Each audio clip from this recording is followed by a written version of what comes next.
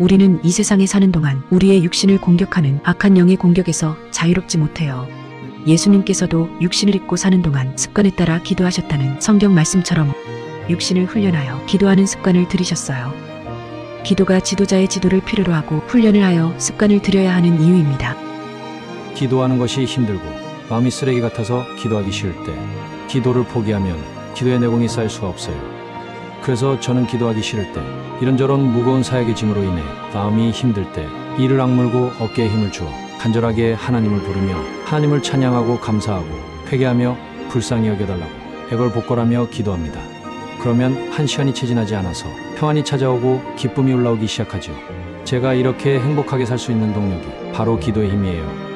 많은 사람들이 이 책을 통해 기도의 습관을 들여서 이 땅에서도 행복하게 살다가 영원한 천국에 갈 수 있기를 바라요. 성령의 사람을 만드는 기도훈련 매뉴얼. 나는 이렇게 기도해서 하나님을 만났다.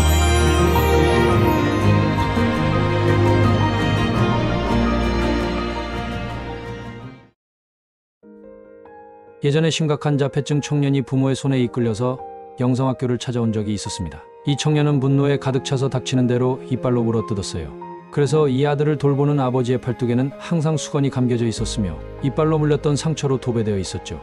저는 이 부모에게 자신에게 성령이 없음을 인정하고 성령이 내주하는 기도훈련을 해야 한다고 하자 이 부모는 더 이상 영성학교에 오지 않았습니다. 그동안 지옥같이 살았는데 앞으로도 지옥을 선택한 것이 믿어지지 않았죠. 그 이유는 제가 자폐증 청년의 어머니에게 성령이 없음을 인정하고 기도훈련을 해야 한다는 이유를 받아들이지 않았기 때문이다. 자신은 그동안 교회에서 열정적인 기도행위와 희생적인 신앙행위를 해왔다는 자기의와 종교적인 자부심이 넘쳐났기 때문이에요. 그래서 성령이 자신 안에 없다는 것을 도저히 받아들일 수 없었죠. 그래서 지옥 같은 인생을 선택한 이유입니다. 아니, 성령이 자신 안에 있다면 가정과 자녀가 귀신들로 인해 초토화될 수 있을까요? 성령님은 이 재앙을 구경만 하고 계신다고요? 기가 막힌 일이죠. 저의 사역은 말로 때우지 않습니다. 성령의 능력과 귀신의 공격을 겉으로 드러내서 두 눈으로 보게 하여서 증명하고 있어요. 그래서 오늘은 그 얘기를 하고 싶습니다. 영성학교에는 자녀의 정신질환 때문에 오는 부모들이 적지 않아요. 저는 그 부모들에게 기도훈련을 명하고 자녀에게 기도훈련을 시키라고 하고 있습니다. 자녀들이 어린 경우에는 직접 축출기도를 해주지 않지만 고등학생부터는 부모의 명령에 따르는 시간적 여유가 많지 않고 성인이 되면 자아가 강해져서 부모의 말에 순종하지 않기 때문에 축출기도를 해주고 있어요. 그래서 정신질환이 어떻게 치유되는지를 보면서 부모의 기도의 내공을 가늠할 수 있죠. 그동안 축적된 데이터를 토대로 부모의 기도의 내공과 자녀들의 상태가 얼마나 밀접한지 알게 되었기 때문이에요. 그래서 구체적인 신뢰를 들어가며 살펴보고 싶습니다. A 소녀, 이 자매는 중학교 3학년 때 이미 정신분열과 귀신 들림 현상이 일어나서 겨우 졸업을 하고 고등학교에 진학하지 못하고 영성학교에 왔습니다. 부모가 이 현상이 정신병원에 가서 해결될 것이 아니라고 판단했기 때문이죠. 그래서 부모와 딸을 같이 기도훈련을 시켰으며 딸에게 저와 코치진들이 개인적인 축출기도를 오래 해주었어요. 적지 않은 시간이 걸렸으며 지금은 정상적으로 돌아와서 대학 입학을 했죠. 그러나 부모의 내공으로 이 딸을 해결하지 못했어요.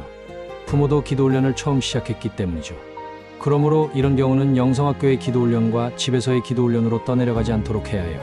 B소녀, 이 자매는 ADHD로 인해 초등학교를 졸업하고 나서 중학교 입학을 할 수 없었으며 영성학교에 왔습니다. 2년여의 기도훈련 끝에 지금은 완쾌가 되어 고등학교에 입학하여 정상적인 생활을 하고 있어요. 이 소녀의 아버지는 무신론자이고 어머니만 영성학교에 오고 있으며 어머니의 기도의 내공으로 딸의 문제를 해결해 줄 수 있는 수준은 아니에요.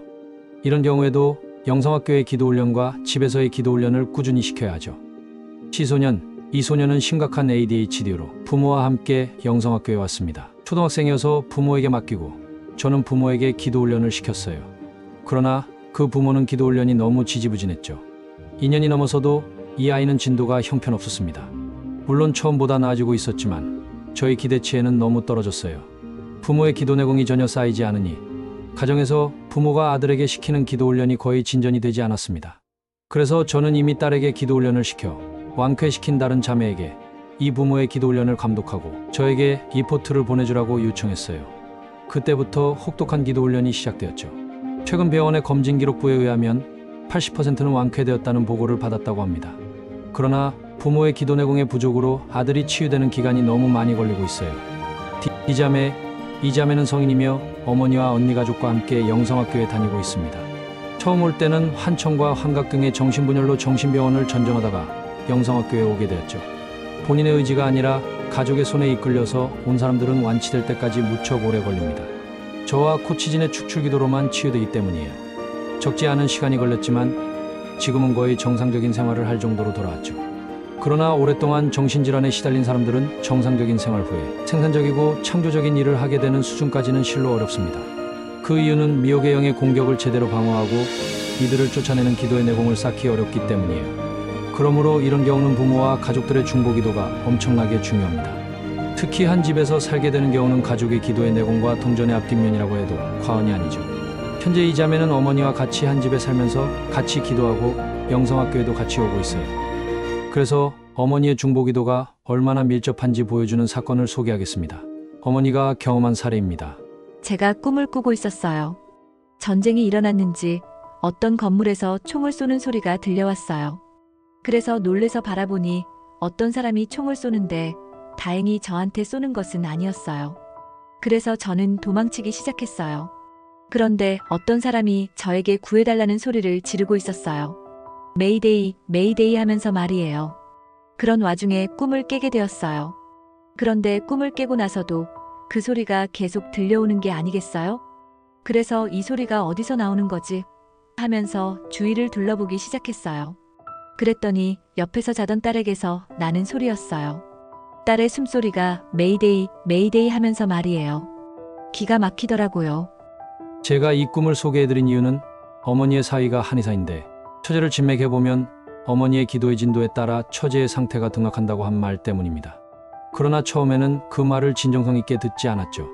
그러나 자매의 상태가 나빠질 때면 꼭 어머니의 기도가 떠내려갈 때였고 자매의 상태가 좋아지면 어머니의 기도가 잘 나갈 때였죠. 그래서 어머니로부터 이 꿈 이야기를 듣고 나서 가족의 중보기도의 내공이 자녀의 영적 상태와 밀접한 관계가 있다는 것을 더욱 확증하게 되었습니다. 영성학교의 부모 중에 자신의 기도를 나름대로 잘하고 있다고 생각하는 이들이 있어요. 그러나 한 집에 사는 자녀들의 영적 상태가 나쁜 경우가 적지 않습니다. 자녀들에게 귀신이 머리를 공격하는 현상인 두통이나 혼미함은 물론 미혹의 영이 생각을 넣어주는 경우가 허다한데도 부모는 자신이 기도를 잘하고 있다고 생각하고 있으니 기가 막히죠. 오늘은 귀신이 공격하는 직접적인 증거인 정신질환이 있는 자녀들의 경우를 들어서 부모의 기도의 내공과 신앙 성적표의 연관성을 증명해 보았습니다. 그러므로 자녀의 영적 상태나 학교 성적, 대인관계, 삶의 문제, 기도의 태도를 보여주는 지표의 결과는 부모의 신앙 성적표라는 것을 잊지 마세요. 특히 어린 자녀를 둔 부모가 귀신들로부터 오랫동안 눌림을 받는 상태를 끊지 못하면 어린 자녀들은 귀신들의 손쉬운 공격감이라는 것을 잊지 마세요. 우리가 믿고 있는 하나님이 전지전능하신 분이며 과거나 현재나 살아계셔서 동일하게 역사하는 분이라는 것을 믿고 계신가요? 고질병과 불치병을 고치고 죽은 자가 살아나는 일은 성경에만 나오는 일이고 하나님을 믿는 현대 교회에서는 기적이 일어나는 일이 거의 없다는 차가운 현실을 깨닫고 질병을 기도로 고치는 일은 교회 안팎의 창고란 가짜 치유 사역자들이나 하는 일이라고 치부하고 계시지는 않은가요? 저는 하나님을 부르는 기도를 하고 나서 2000번이 넘는 기적을 체험하였으며 기도로 고질병과 불치병을 고치고 장애가 회복되는 사역, 예수님과 제자들이 한 사역을 따라서 하고 있어요. 크리스천 영성학교에서 기도 훈련을 받은 사람들에게 일어난 기적의 실화, 이렇게 놀라운 하나님의 역사가 현대를 살아가는 우리에게도 동일하게 일어난다는 것을 알리고 싶어 이 책을 쓰게 되었어요. 기도로 고질병과 불치병이 치유된 113인의 체험담입니다.